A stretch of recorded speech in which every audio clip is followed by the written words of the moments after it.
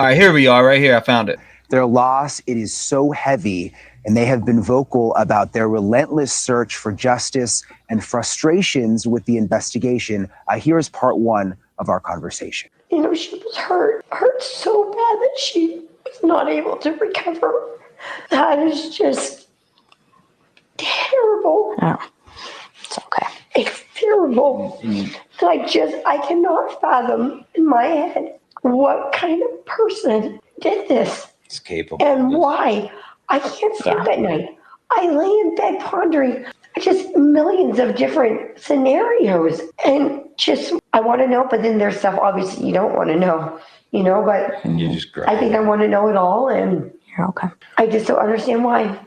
How somebody can take somebody, four of them. It wasn't just my girl, just so savagely. Is anyone acting differently since the murders? I mean, is there anyone that you have a weird feeling about that the girls knew or that comes to mind? Yeah, I would say not in the immediate circle by any means, but a few of the names that have been circulating around, I think it's hard not to kind of dig into this. And I don't know how much of that is just because we have so little information from law enforcement and how much of it really is, a sister or a father's intuition. Can you elaborate at all? I don't know. You don't have to give a name, but I mean, is it someone that she knew or? I have something to say about that. I just feel like there's been a couple individuals that were cleared very fast. Share the strong alibi. Just really fast. If you can dismiss an hour later, and we're like, what? And I don't know. I don't know anything about those individuals. I just know they were people that, definitely should have been looked at. And I don't know what would prevent you from sharing somebody's alibi. I just feel like there's been a couple individuals that were cleared very fast. Someone that she knew or? Who do we think those couple individuals are, guys? Chat, pop it out. Who do we think those couple individuals are that were cleared too fast? Chat, let's see. Come on, chat. I want to see who you guys think those couple individuals that were cleared too fast. Roommates. That's my first thought. Just to be honest with you, Daniel, you hit it. Allegedly, I think that too. Now looking back at it after they have an arrest, it is interesting to see the way that they're thinking. Now, they're a grieving family. They're very vocal. They're watching their mouth. You can tell they're watching their mouth, but they, it's kind of, I don't know. For me, I think they're talking about the roommates. You don't have to give a name, but I mean, is it someone that she knew or? I have something to say about that. I just feel like there's been a couple individuals that were cleared very fast. That may not, maybe he shouldn't have been. And share the strong alibi. Just really fast. That gives it away for me. She had a strong alibi. That gives it away for me. Alibi. Just really fast. And cleared. Let's put that on slow-mo. I swear he said she. Share the strong alibi. Just really fast. Share the strong alibi. Share the strong alibi. She had the strong alibi. Share the strong alibi. Share the strong alibi. I want to replay that whole segment because that whole segment is very interesting. I just feel like there's been a couple individuals that were cleared very fast. That may not, maybe he shouldn't have been. And share the strong alibi. Just really fast. If you can dismiss an hour later, and we're like, what? And I don't know. I don't know anything about those individuals. I just know they were people that, definitely should have been looked at. And I don't know what would prevent you from sharing somebody's alibi. Prevent you from sharing somebody's alibi. Prevent you from sharing somebody's alibi. Yeah, I think that's what we're struggling with. So it's like, we know what we know. We've, fought for Jack, Kaylee's boyfriend, and, we still stand that way. So I did just kind of want. We know that's okay. So for right there, they give it away. We could take Jack out of that. They gave it away right there. Steve gives it away when he goes, she had the strong alibi. We know it's a she. Listen again. I have to say about that. I just feel like there's been a couple individuals that were cleared very fast. That may not, maybe he shouldn't have been. And share the strong alibi. Just really fast. If you can dismiss an hour later, and we're like, what? I don't know anything about those individuals. Oh my God! They were people that, definitely should have been looked at. And I don't know what would prevent you from sharing somebody's alibi. Yeah, I think that's what we're struggling with. Oh my God! Bing bang! If you can dismiss an hour later, and we're like, what? And I don't know. I don't know anything about those individuals. I just know Right. they were people that, definitely should have been looked at. And yeah. I don't know what would prevent you from sharing somebody's alibi. Yeah, I think that's what we're struggling with. So it's like, we know what we know. We've, fought for Jack, Kaylee's boyfriend, and, we still stand that way. So I did just kind of want to clear that up while we're talking through this ambiguity that, that's not what we're honing in on here. We don't want to make more victims out of innocent people. Exactly. We definitely don't want to do that. No. You've mentioned before that you didn't want to.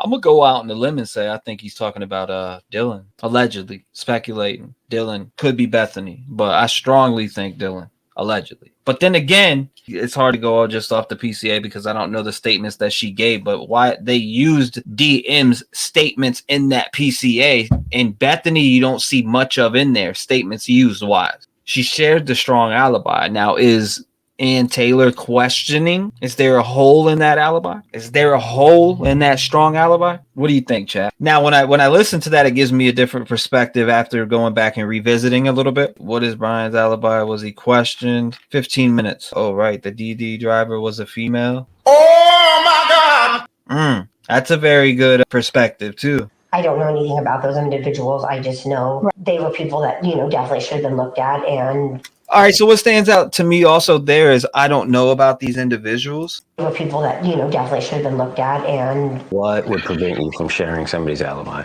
I don't know anything about those individuals. There's some interesting stuff said in this interview, though, that just really throws me left. But this was before an arrest. You've mentioned before that you didn't want to have a funeral right now because the killer's still out there. Is that something that you're still thinking about? Are you nervous at all? I mean, because in Moscow, we talk to students. People are really nervous there. It should be. Yeah. This targeted to me, it seems behavior based. That's why I don't like it. And it kind of pits the parents against each other. So I don't like that. I just told some of the other parents today that, if your daughter has no ill will for me, man. To me, if you go have a couple beers or go out and hang out with your friends and then come home and go to bed, if that's your target, then I think we all do that. I think we all come home and go to our beds. It's all target. Yeah. So it's kind of a bad word then. It doesn't really make sense in some ways. Exactly. Even the prosecutor told me that. Yeah. He said, I think it was kind of a weird word to choose. Yeah. I mean, it makes sense if there was some bad behavior that they did. Let's say, I don't know, they came from a strip club or something, and then somebody followed them home. That's a targeted thing. That's what comes. I've had innocent people that were interviewed that were their neighbors, and they said, I'd be a lot more scared if it wasn't targeted. Yeah. Because I'm not doing anything to target me. And I'm like, well, if targeting is just going to bed with your friends. So maybe that was just a way to calm people down. I feel like it was strategic. Yeah. It was a strategic way to keep people from hitting the door, transferring out, and turning that place into a ghost town. So, you never think you're going to lose your little sister. Yeah. Ever. You never think you're going to have to bury your daughter. Absolutely unbelievable. And I don't know. It's several things. It's her age. It's how it happened. It's her life. Why it happened. Mm-hmm. Who did this to her? Just graduated. Who did this to her and her friends? The fact that she was with her best friend. Since they were little girls. It's something no mom should have experienced, Yeah, that's just heartbreaking to see it, man. But I'll tell you what, though, that interview, she had a strong alibi. She shared a strong alibi. Like, it's just, and then the comments that Steve makes on about why wouldn't you, it does throw some things in there that just make my mind wonder about who she, And I'm starting to think now in my head, I was just thinking Dylan, but at the same time, the statements and the piece, like Dylan talks more in that PCA, right? Like it just shows more that I think Dylan talked more than Bethany. What statements in the PCA did Bethany really make? This is just a PCA, which Bethany could have a lot more than Dylan for all we know. But I'm just going based off she allegedly came face to face with him. Dylan did. So what is Bethany's strong alibi? Was she sleeping, or is there stuff that maybe she was on her phone during that time now, and now Ann Taylor wants to question it? What is it with Bethany that defense wants? What is it? Even if they're picking at straws, what is it? Yeah, I think they're picking at straws.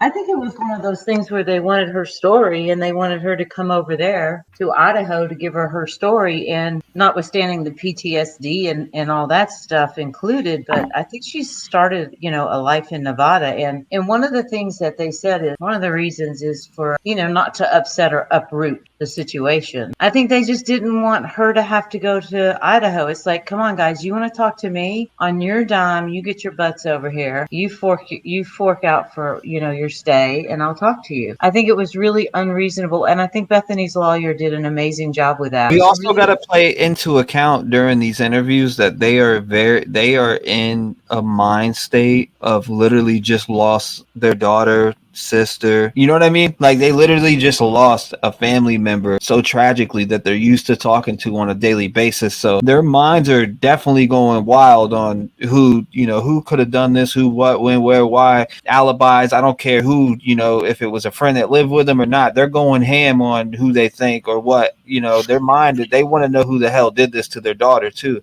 So they also have that's going through their mind. So they're questioning everything. I agree with you wholeheartedly. I just think that I think Bethany just slept through it all, but I think she saw stuff in the morning. I honestly remember somebody saying that they stated they heard water running. And I cannot remember if it was Dylan or Bethany, but if it was Bethany, it was a rumor though. We never really it was a rumor, and so I don't know. They're in the kitchen for a while, so it seems like to me Dylan would hear water running more than anybody than Bethany. I mean, Bethany definitely heard something, and she definitely saw something. She's in that house, her and Dylan obviously discovered the bodies without a doubt, right? Right.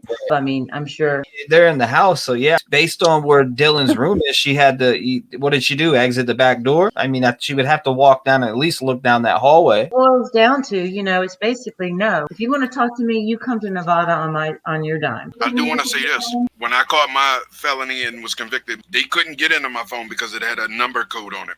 Yeah. They had to have a search warrant to go with my phone. They obtained one, trust me. Oh, I'm sure they've got one for all four of those victims' phones. I'm sure, right? All they needed to do was see records of my transaction. They took a Snapchat account from me and a Facebook account. They'll have record of every single thing they ever typed on any kind of electronic machine, trust me. For all of them. It won't be just for the 4 that are dead. It will be for the 2 that survived as well. I would want to see the survivors first. Of course. Because that's going to tell us a lot about what went on during those 8 hours, which is a big question. That's a really good thing I hadn't even thought of. The survivors' phones, too. Remembered hearing something silly, and of course it could be another one of those gossipy rumors, that Dylan in the morning actually was trying to call the roommates, I guess, to see if they were okay because they weren't answering their phone or whatever, which I find kind of odd. I don't know what that was about. Yeah, without a doubt. If that's a real thing, like if that really happened, why wouldn't she go check on him? Or somewhere along the line where it was she had seen blood, so she tried to call one of the roommates, Xana, and they didn't answer their phone, and so then she went to Bethany. I don't know. That was just one of those wild rumors. So I want to know. Supposedly she was trying to call the roommates to see if they were okay because she kind of thought something was a little sus in the morning. And her and Bethany went to check out the situation, and that's when, things were discovered. I could be completely wrong, though, but I want to see if that did happen. I would think that if that did really happen, her calling the friends in the morning to check if they're okay tells me that after those 8 hours, she realized that that person with a mask and all those noises and all of that stuff could only mean something was really bad in the house. And I think that's her trying to reach out and find out, but not wanting to actually go and see. Maybe she's scared. She doesn't want to know what the truth is. It said that it's, that's him 100%. I mean, without me hearing his voice, I'm like, it's unconfirmed. But if you got friends that knew him and grew up with him saying it's confirmed, then I gotta say, hey, yeah, this is probably Brian Koberger. But I did send it into the FBI. I did clip that. I also went through 80,000 phone calls, found the number, sent it into the FBI as well, and they have that, and hopefully they get down to that information. Good. Do you know that they are in receipt of it? Did they come back to you at all? I know they have it. I've never got an email back yet.